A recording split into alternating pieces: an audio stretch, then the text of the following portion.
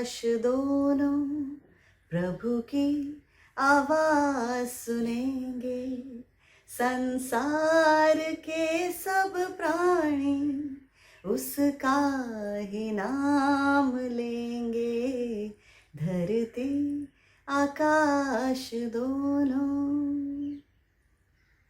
Praise the Lord! Welcome back to the other 167. मैं हूँ वंदना and I bring you greetings in the mighty name of Jesus Christ.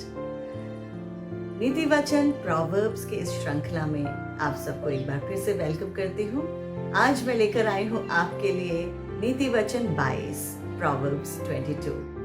आप Proverbs सुनते हैं बड़ी शिद्दत और मोहब्बत से, उसके लिए मैं आपका धन्यवाद करती हूँ। प्रभु के वचन, नीति वचन बहुत ही ज़रूरी इसलिए हैं क्योंकि ये हमें रोज़मर्रा की ज़िंदगी को जीना सिखाते हैं। क्या करना है, कैसे करना है, किस सिचुएशन को कैसे हैंडल करना है, बहुत ही आसान तरीके से खुदा ने इन सब बातों को हमें यहाँ सिखाया है। वचन पढ़ते रहिए, बांटते रहिए। आइए सुनते हैं Proverbs 22, नीति वचन अध्याय 22। नीति वचन अध्याय 22। बड़े धन से अच्छा नाम अधिक चाहने योग्य है, और सोने चांदी से दूसरों की प्रसन्नता उत्तम है। धनी और निर्धन दोनों एक दूसरे से मिलते हैं, यहोवा उन दोनों का करता है। चतुर मनुष्य विपत्ति को आते देखकर छिप जाता है, परंतु भोले लोग आगे बढ़कर दंड भोगते हैं। नम्रता और यहोवा के भय मानने का फल धन, महिमा और जीवन होता है। टेढ़े मनुष्य के मार्ग में कांटे और फंदे रहते हैं, परंतु जो अपने प्राणों की रक्षा करता वो उनसे दूर रहता है। लड़के को उसी मार्ग की शिक्षा दे जिसमें उसको चलना चाहिए, और वो बुढ़ापे में भी उससे न हटेगा। धनी निर्धन लोगों पर प्रभुता करता है, और उधार लेने वाला उधार देने वाले का दास होता है। जो कुटिलता का बीज बोता है वो अनर्थ ही काटेगा, और उसके रोष का सोंटा टूटेगा।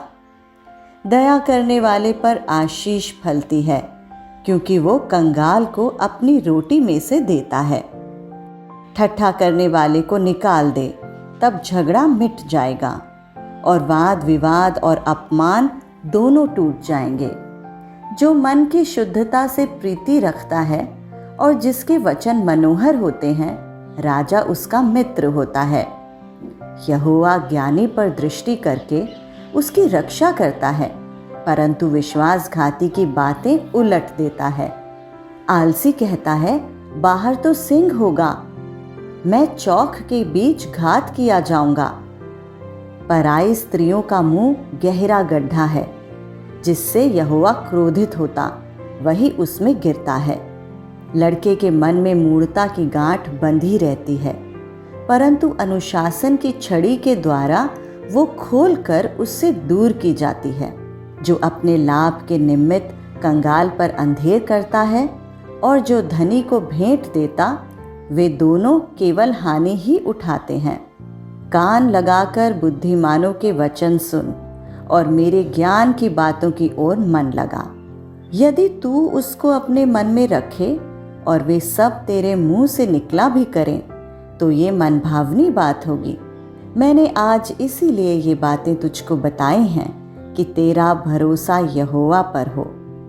मैं बहुत दिनों से तेरे हित के उपदेश और ज्ञान की बातें लिखता आया हूँ, कि मैं तुझे सत्य वचनों का निश्चय करा दूं, जिससे जो तुझे काम में लगाए उनको तू सच्चा उत्तर दे सके। कंगाल पर इस कारण अंधेर न करना कि वो कंगाल है, और न दीन जन को कचहरी में पीसना, क्योंकि यहोवा उनका मुकदमा लड़ेगा, और जो लोग उनका धन हर लेते हैं उनका प्राण भी वो हर लेगा।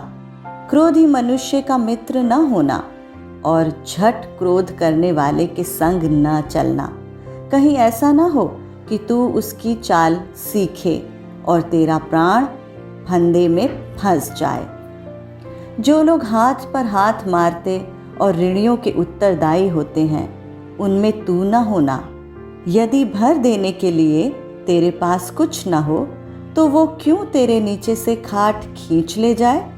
जो सीमा तेरे पुरखाओं ने बांधी हो, उस पुरानी सीमा को ना बढ़ाना।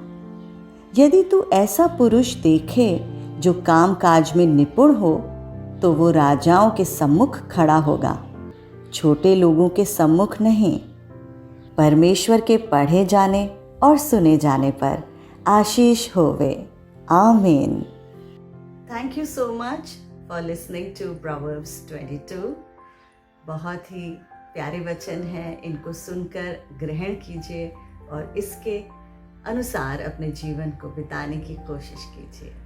सो stay tune to the other 167। जल्दी ही लेकर आऊंगी आपके लिए नीति वचन का अगला अध्याय। Stay tuned. May God bless you.